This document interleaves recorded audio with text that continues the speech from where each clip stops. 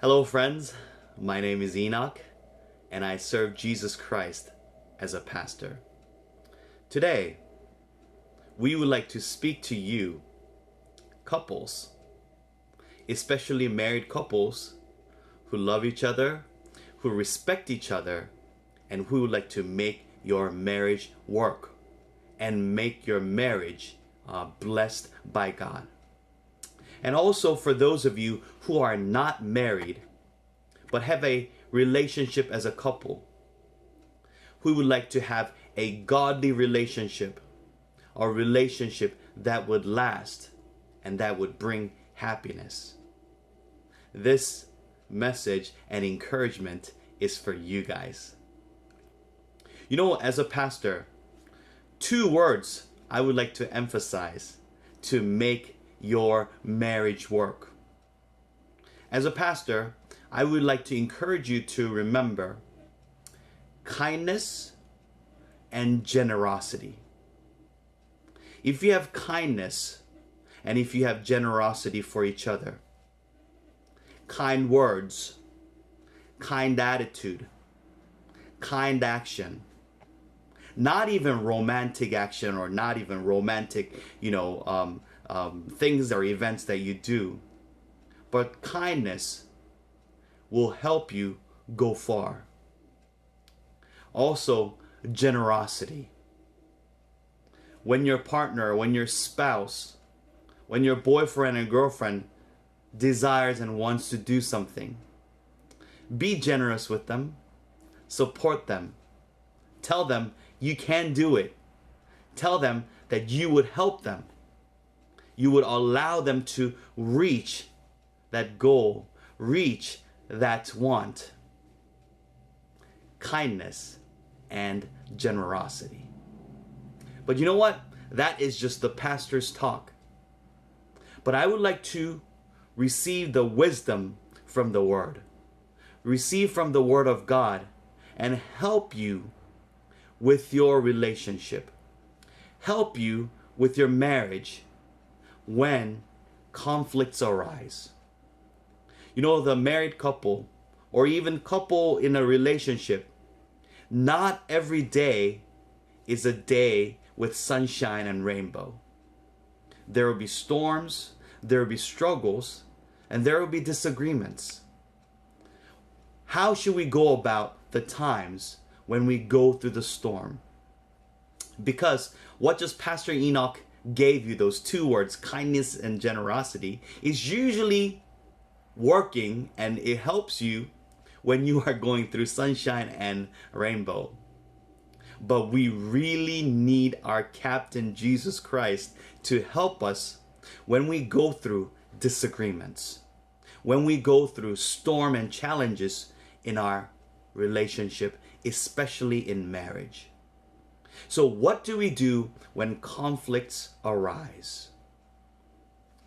Our faith is little, and Romans 10:17 says, faith comes by hearing the Word of God.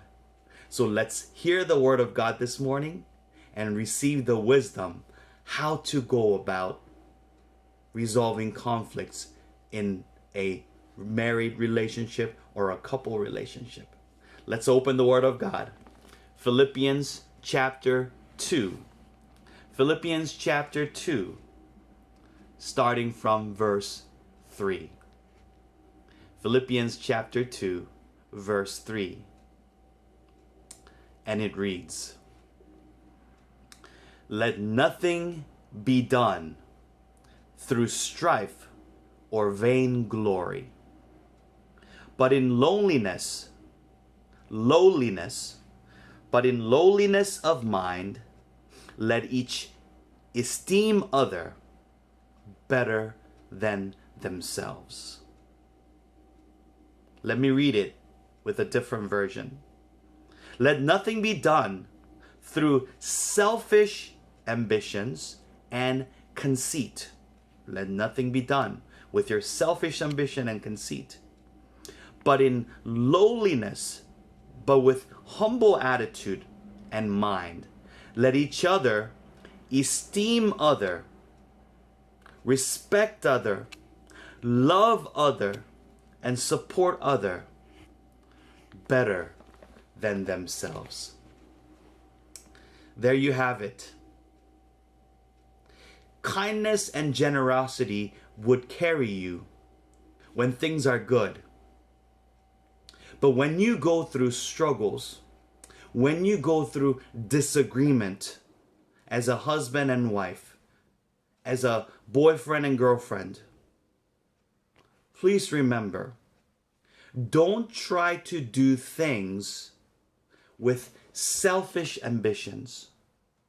Don't do it with conceit and strife. Don't try to bring in your own selfish reasons or even twisted lies to push your own agenda to your partner. You know what? In the Bible, in Ephesians chapter 5, it does say that the husband is the spiritual leader of the house. But you know what? That does not mean if the spiritual leader who is bad would always supported and blessed to lead. It is definitely commanded, it is definitely ordered, and it is definitely taught in the Bible in Ephesians chapter 5 that the husband should be the spiritual of the house, spiritual leader of the house.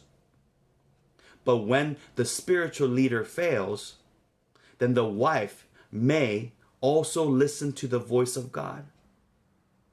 Matthew chapter 10 also talks about how Jesus Christ says that husband or wife or the father or mother is not always the most wisest voice for us to listen.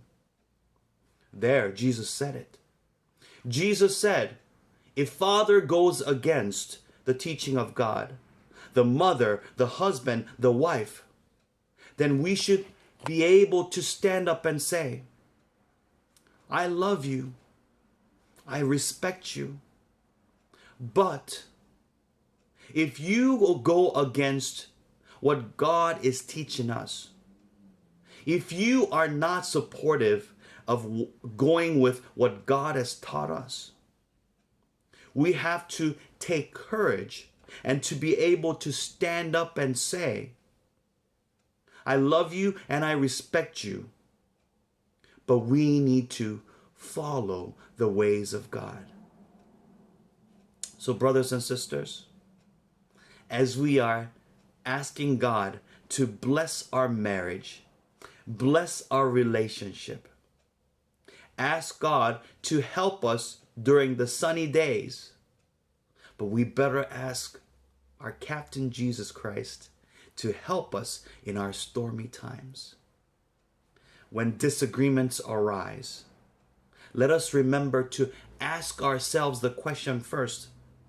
Am I in disagreement with my wife? Am I in disagreement with my girlfriend? Am I in disagreement with my husband? Am I in disagreement with my boyfriend because of my selfish ambition?